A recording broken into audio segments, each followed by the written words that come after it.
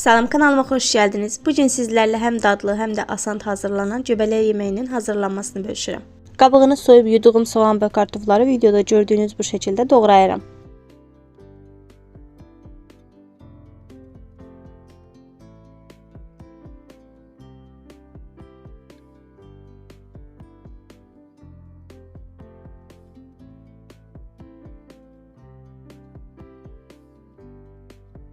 Öncədən yuduğum, qabığını soyduğum şampinyon göbələkləri də gördüyünüz bu şəkildə doğrayıram.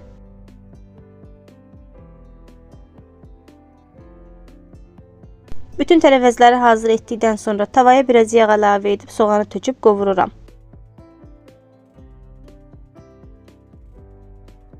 Soğanların rəngi biraz qızardıqdan sonra üzərinə kartofu əlavə edib biraz qarışdırıb qapağını örtürəm, yarı bişirənə qədər qovururam.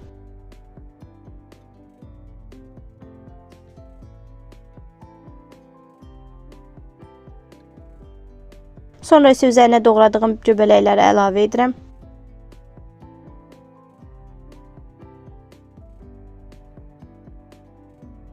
Üzərinə zövqə görə duz və istiot əlavə edirəm. Biraz qarışdırıb qapağını örtüb ara bir qarışdırmaq şərti ilə bişməyə qoyuram.